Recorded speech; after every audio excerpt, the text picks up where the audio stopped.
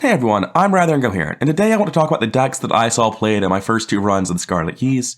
I'm going to cover both the decks I played and the four decks that the people at my table were playing. In my first playthrough, I played the Clue Dropper archetype in Daisy, because her ability directly synergizes with the main thing this archetype does is using a test on a book. And since you need to set up so much, using old books in order to set up faster as Daisy also really helps that out. In addition, since one of the main strengths of the archetype was William T. Mailson being able to give you a lot of Mythos control, Ward of Protection, and Promise of Power really helps double down on that. Now, this is a ridiculous 60 experience deck. In our first playthrough, we basically just went to all the scenarios as fast as we could. And once we got to the last scenario, we had like 9 days left, and we were just sort of screwing around. And at that point, we checked out spoilers to see like what was left, where we would go if we wanted to make any good use of our remaining time, because we had no like real leads at that point. And we ended up taking an expedited ticket over to Kuala Lumpur and finishing off that scenario. So we saw 9 scenarios in our first playthrough. In addition, I'm running in the thick of it, and all this experience on the Raven Quill doesn't really matter. It's mostly complete overkill that I didn't need. Most of it just happened automatically because of the Raven Quill, and I got some early with Refine as well. And I'll go through the Raven Quill upgrades first, I guess, because this card's a mess. It does so much at this point. When I play this, I can rip Old Book of Lore, Occult Lexicon, or Research Notes out of my deck and play it immediately, and then it attaches to that asset and makes it not take up a hand slot. In addition, if it's on the Research Note specifically, that's the only one that takes a test, I get +2 skill value on those tests, which means I can get more clues at once with those Research Notes, which doesn't matter that much most of the time, but there are situations where because of clue dropping shenanigans, I need to get like 10 clues at once, so it's nice to have assurances that I can do that, or that I can just get like 3 clues reliably without using my quick study. Because I won't always have this available, sometimes I'm forced to use it during the Mythos phase and for other tests, so just having that was nice. But the main thing this was for is tutoring my cards out, and then making them take up less hand slots, because I really don't want to be in a situation where I play 2 Research Notes, and I max out on hand slots, because then if I draw the Necronomicon, the archetype just breaks. I have to cycle my deck again and get the Research Notes back. I can't ever play the second Research Notes until I have additional hand slots. That's the big reason that I wanted the Raven Quill. Originally, I was looking at Arcane Enlightenment plus Research Librarians, but then you need to buy Charisma, so you're not even saving on experience. There's no card slots left in the deck for that sort of shit, so I just use the Raven Quill because it's the least card slots to accomplish those 2 goals simultaneously. And obviously, this deck is ridiculous at 60 experience. I didn't need Cryptic Research over a Deep Knowledge. I didn't need Eye of Truth over a Promise of Power. Let's go back to a previous, slightly more sane version. And you can see in this upgrade, I didn't need this either. I was just upgrading my Occult Lexicon, but we had a Mark as our fighter.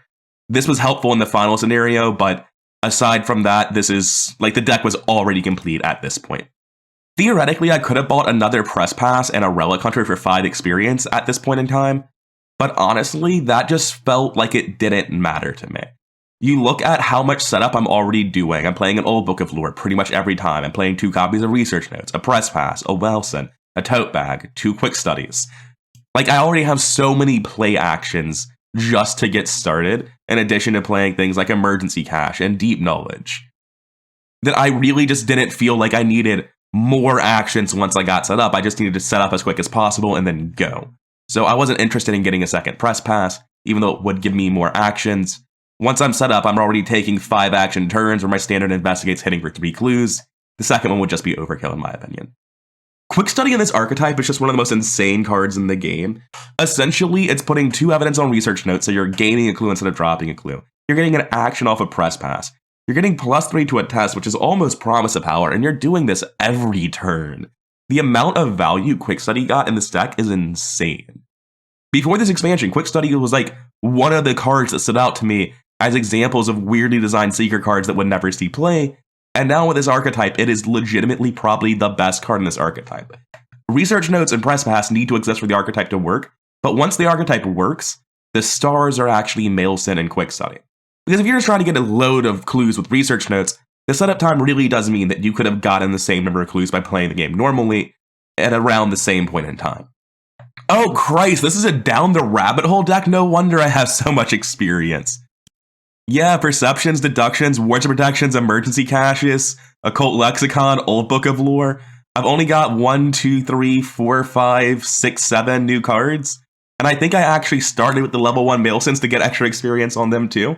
That's so gross. I forgot I could do this on Daisy. So yeah, Daisy's insane at this archetype. She gets more experience, she gets to do more Mythos control, she gets more utility from Promise of Power, she has 5 book and an extra action. She's so good at this. And the only weakness of this deck is that you have some low opening tempo. It's absolutely disgusting. There are so many locations in the game that expect you to struggle with Shroud values, and Research Notes just doesn't give a shit about that. You're testing at like 8-0, even on a -5, you're getting 3 clues at that 6 Shroud location. It's just insane. This character ignores so many game mechanics. It doesn't care about Shroud value, it doesn't care about the Mythos deck, it doesn't care about tests being hard. It just sort of plays its own game and walks through the game with no resistance. And in spite of that, I still wouldn't say it's like a completely broken deck, because you're not doing all this stuff in Scenario 1. You have to have experience to get this online. And in addition, you do have bad opening tempo. Bad things can happen at the start of a scenario where you're not contributing as much. But it is very, very good. Easily one of the best decks in the game, just not quite completely broken. Coming over to the Mark deck that we had as our main fighter in that, you can see that by the end of it, the only new card they were still running is Predator or Prey. It was terrible. They knew they should have replaced it. They were buying Observed over replacing it. But they just wanted to keep seeing what it would do, and every single time we drew it, it was bad, except for like the one time that we drew it and it completely broke a scenario. And the boss walked off of the objective, and we just went to the objective, and the boss doesn't have Hunter. He's supposed to stay there, so he never came back to stop us. That was weird. Predator Prey is a bad card, though. So looking at this Mark deck, you can see that it's a very, very normal Mark deck, just with Predator Prey. And the very first scenario, this looked a lot more bizarre. But by the end of it, the only card they were still testing was Predator Prey to see if it would break the game, because I had brought that up. And it does. It does break the game. You can get elite non-hunter enemies to move off of the location they're supposed to guard, and it's very funny when that happens. Coming with this Vincent deck, I was going to say, like, it's got the normal Seeker stuff. It's got Burning the Midnight Oil, Deep Knowledge, Practice Makes. And then I stopped and I squinted, and, like, running Emergency over Practice Makes Perfect was definitely a mistake. That was not correct. Admittedly, they only have these hits, but there are other cards. There's Unrelenting. There's, like, a way to improve this deck, obviously, but that's not important. What they were testing was just a bunch of the J tier healing cards. Bandages plus Surgical Kit was the star. Archive of Conduits is broken. It's good on Vincent. It's good on anyone. It's not unique to Vincent. And Hallowed Mirror was actually a lot worse than you would expect it to be. I think you could run a higher draw variant where you actually hit the Soothing Melodies more. But on the whole, I think Surgical Kit plus Bandages is already enough card slots. If you need more healing, Archive of Conduits is probably a better way to go. I think this deck really showed that most of the active healing cards that weren't already good weren't worth running. And that's mostly what they were testing. They just wanted to see if healing cards they thought of as bad, like Emergency Aid, actually were worth playing in Vincent. And the answer was no. In the card review I did the other day, I forgot to actually talk about Soul Sanctification. I'm still getting over my illness, and I was so out of it that I just forgot to talk about this card. Soul Sanctification seemed like a really cool card initially, but the action and efficiency of using this combined with the fact that you just spent 6 experience on basically nothing is brutal. I could imagine buying this in a healing deck if you've already finished your deck. You're like going into that 55 experience final scenario where you've just aced a campaign, and you're like, yeah, sure. Now if my bandages heal somebody who's at 1 damage, I can Surgical Kit them to get an extra healing, to get an Unexpected Courage, in case I don't want to draw a card and heal a horror. And as I say that out loud, like, that's crazy. That would never happen. You want an Archive of Conduits. I guess you could Archive of Conduits yourself at full health to get 2 Unexpected Courages and 2 cards. Like, that's a use for it. It's so bad for 6 XP. This just isn't a card you want to put in your deck. There are so many other things you can do. Even with only Seeker 0 to 3, there's a lot of shit you can waste experience on.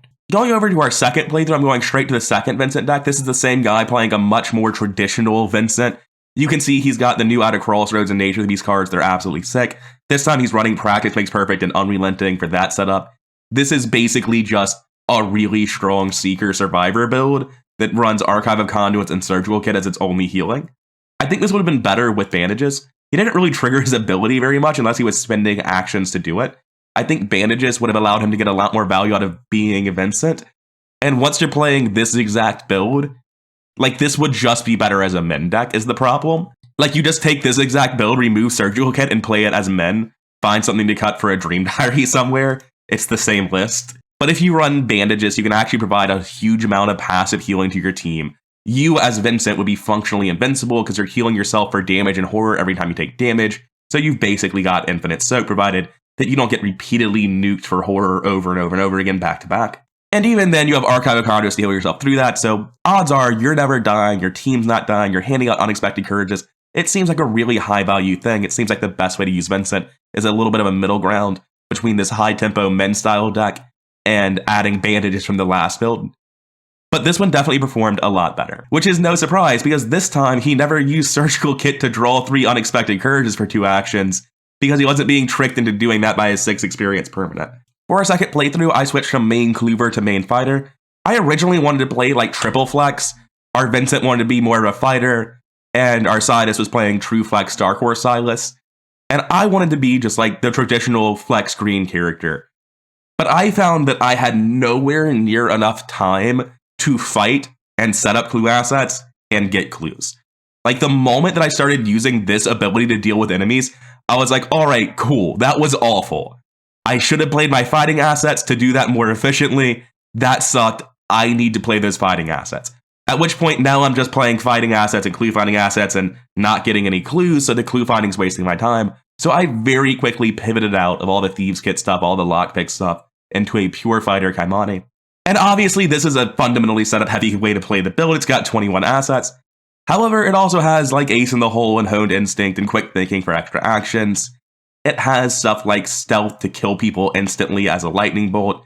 Several of these assets are fast. 10 of these are in your Underworld deck. You don't have to draw them. So even though there's a lot of setup and all of the setup has a lot of value, very little of the setup is mandatory. You can still kill enemies on turn 1 because you're Kaimani. You have a lot of ways to very reliably get Switchblade and Dirty Fighting out by the end of it. I'm still convinced that running a single Dirty Fighting in your Underworld deck is greedy and I should have bought a second one of these. But honestly, I was just like, yeah, sure, I'll have Dirty Fighting by the 5th turn guaranteed. And rather than buying a second Dirty Fighting, I bought a second Switchblade to just guarantee I hit the card I needed. Oh, and also, this deck is an insane amount of experience at 70 experience. Going over to Vincent Part 2, it's only at 42. I'm the kind of person that will take In the Thick of It Kieran's Obol every single time, and Kaimani starts with 5 more experience, which puts this deck at 5, 8, 14, 22 experience above its teammates. And this one also has a huge amount of experience. In our second playthrough, we found a route that goes through all 10 locations. Only I messed up, it doesn't. I was one time off, Marrakesh should have expired. So this route has too much experience because we literally played an extra scenario by accident because our time was off. But all the same, like the final upgrade here, not a big deal. It's the same deck, except I got rid of Ace in the Hole. And the reason I'm adding Backstabs is just a meta call about needing to fight immediately in the final scenario. I don't think Backstab is better than Nimble. This would normally not be the case in the deck at all. Giving an overview of Kaimani's playstyle is so hard. Kaimani is like very consistently going to have weird janky turns at the start where you're trying to deal with enemies while getting cards into your hand. You're just digging through the Underworld deck until you find what you need. Because it's not going to take you too long to find a Dirty Fighting and a Switchblade. And you can cobble together ways of killing enemies with your ability and the other weapons in the deck. And Blur is giving you actions, and Honed Instinct and Quick Thinking are giving you actions. Like, you're going to find the time to play these assets, get your foot up from base 5 to 6 to 7 to 8, Blur for 9 if you need it. I didn't actually know this because I've never played with Blur before. Blur doesn't exhaust. I know that no Mystic assets exhaust when you use them. It uses the charges. That's the downside. I didn't realize that I could use Blur 3 times in one turn. Which sounds like stupid and weird, and why would you do that? But like, if you're playing Kaimani and you're fighting 2 enemies, you might be evading 4 times in one turn, which is pretty hard to do with 3 actions, unless Blur takes 3 actions away from that, in which case now it costs 1 action to evade 4 times, and that's just really, really helpful. More than once, I played Blur on turn 1, and on turn 2, I used the entire Blur, all 3 charges. Which, yes, is an endorsement of Blur, but it's also like a problem very unique to Kaimani. I think other characters are just better at doing this archetype. Like, I know Finn's card pool is terrible, but Finn's card pool isn't that different from Kaimani's card pool. Like, I don't know what tools I would put in this deck, because they all take up hand slots, and like, rogues don't have any of those to spare. Rogues have 25 automatics, Switchblade, Lockpicks, Thieves Kit, Black Fan off the top of my head, and I'm pretty sure there's a lot more than that. Those are just the ones that immediately come to mind. So my experience with Kaimani is they have an incredibly unique playstyle. I guess this archetype as a whole has an incredibly unique playstyle, but Kaimani has it from the first scenario and their ability lets them play even a weirder, roguier game than most people doing this archetype would. But I look at this and wonder, like, could you make a skill-heavy Winnie doing the same thing that's just better? Can you make a big money parallel Skids doing the same thing but better? Can Finn just do this but better? And I'm pretty sure the answer is yeah. Like, this archetype was printed with Kaimani, but Underworld Market and Dirty Fighting aren't just for Kaimani. They're the only one that gets it turn 1, or scenario 1 rather. But everyone gets this, and it does so much for the rogue class as a whole. The fact that Kaimani works at all, that this deck even functioned, I think is a wonderful achievement of game design. And while I don't think Kaimani's particularly strong, I do think they're a strong investigator. I think they're better than a good, 20 other investigators. But that's still somewhere towards the lower middle of the pack. I think they're solid. I think if there was a way to build them where they got to play a flex character, they'd be better. But they're so action inefficient that just between playing your assets to do both jobs and using this bloody ability, I don't see it happening. And to be fair, if you're playing true flex, if you're the type of flex character that walks away from your teammates and aren't expected to handle them, this ability gets a little bit better. As a main fighter, this is worse because you have to engage off of your clover, evade to kill them. It's your whole turn. But if you're a flex character and you're not taking enemies off of anyone else, you're just handling yourself, then it only costs 2 actions. You don't have to use the initial engage, and it's a lot more efficient. But it's still inefficient. It's still using 2 actions guaranteed for an enemy, whether that's an Acolyte or a 2 health enemy. And very frequently, you'll find yourself in a position where you see an enemy and it's got 3 foot, 3 health. It's not that threatening, but that's still evading at 7 to 6 to kill it. So you need to find something else because you're evading up 2 on the initial evade and up 1 on the kill evade. Without stat pumps, this ability doesn't reliably kill things, which is why you run Trenchcoat. It's why I'm running this Tarot, and it's why Blur was so important for me. Until I played Kaimani, I thought Rogue had plenty of ways to boost foot because I'm always not picking them. But honestly, there aren't that many. Rogue has the Tarot, they have a couple of allies, and they have Trenchcoat. Well, everyone has Trenchcoat. And that's kind of it. And lastly, we have Dark Horse Silence. It has Fire Axe, it has Mariner's Compass, it has the skills to pay the bills, it just sort of does things. I don't think I have much to say about this deck. I think everyone's probably seen some variant of this, where they just go around, they deal 2 damage very reliably. On low shroud locations, they get 2 clues very reliably, they draw their whole deck, they're immune to the auto-fail. It's just a strong deck. I think that the combo fighter variants of Silas are probably better than this in terms of overall strength, but this is fundamentally doing something else. It's filling a different role in the party, so it's not really directly comparable. It's a very good deck, though. I was very happy with Silas. More than once, Silas split off and did one half of the game on their own, while Kaimani and Vincent did the other half of the game together. Silas more than carried their weight. This build was very, very good. And I mean, of course it was. It's Silas. And going into my 3rd playthrough of the Scarlet Keys on the channel going live tomorrow, I'm going to be playing with Zoey and Charlie Kane. I want to test out a pure Clover build of Charlie. I think it's the best way to build him. And so I'm pairing him with the fighter that I haven't played, but I know they're good and I just need to get around to playing them myself. Haven't seen them with the new cards. I'm going to be playing Zoey Samaras as the main fighter. I originally planned on flexing with Sixth Sense, but honestly, if you only have 2 clue finding cards, you're not able to flex. I think if I weren't playing with Charlie Kane, there is a flex build of Zoey where you take Sixth Sense and Rite of Seeking and Leo DeLuca. And then you have 4 clue finding cards, you draw through your deck a lot, you run as much draw as you can to enable this, obviously. You get Leo DeLuca for the action economy to spare the time to do that. You're Zoey, you have the normal economy to do that. And that deck does exist, and it can be a flex deck. But I think that this normal focused fighter Zoey is better. I would still normally run Leo over Promise of Power. But I mean, Charlie's here, he's taken Leo. Leo gives him an extra action, gives him a book, he's a Clover. I know Leo doesn't give you a book, but you exhaust him for a book as Charlie. It's just obviously better in him, and Zoey really shouldn't need it, especially with a Survival Knife Cyclopean Hammer build like this. I don't expect to really get 45 experience. I know those previous decks I just showed had huge amounts of experience. I'm expecting Charlie to stumble a bit and not be as good as people think he is. I look at his stat line, I look at the fact that he's just setting up to have good stats and nothing else, and I think Charlie's just being really overhyped by the community. I hope I'm wrong. I hope he's also, and there's other ways to build him than what I'm looking at, but I just don't see it looking at him. I look at the theory of it, I look at the Scenario 1 playtest I've done, and I don't get Charlie. But Charlie will be fine on the fighting front. He doesn't have to worry about anyone killing him because Zoey's going to handle all of that. And if Zoey's already set up, she can throw him a Deep Knowledge, she can protect him from the Mythos deck a little bit. So this is going to be a really solid deck. And in scenario 1, it's going to look something like this. If I end up running short on experience for the final upgrades, there's plenty of things I can cut. I can keep one of my Bandoliers at level 1. I don't actually need the Relic Hunter. I'm playing Hollowed Mirror once I get to the bottom of my deck anyway. So it's fine if I get through most of the scenario and either I just didn't draw Zoey's Cross or I just give it up for infinite healing cycling with Hallowed Mirror at the end, where it's more valuable to have the Hallowed Mirror. Stand Together upgrades are sick, and I want them, same with Overpower, but those are super easy cuts. Like, there's so much fluff experience in this deck that I'm not actually worried about it being a 45 experience deck. And then we come over to Charlie Kane and the ridiculous flavor one of Summoned Hound plus a chance encounter. I didn't realize this until I was reading the discussion on it to make sure the rules worked. A chance encounter for Summoned Hound is wonderful flavor, because normally Summoned Hound is a bad card, because you play it, it puts the Unbound Hound in your deck. And then when you draw the Unbound Hound, you lose your sick ally asset that was giving you Lightning Bolt Investigate actions. And in exchange, it gets removed from play completely, you can never play it again, and this weakness is now fighting you. A, that's already bad. B, denying you a draw. And C, it doesn't get removed from the game, so when you cycle your deck, it'll get shuffled back in and you can draw the Angry Hound again. But a chance encounter doesn't play cards, it puts them into play.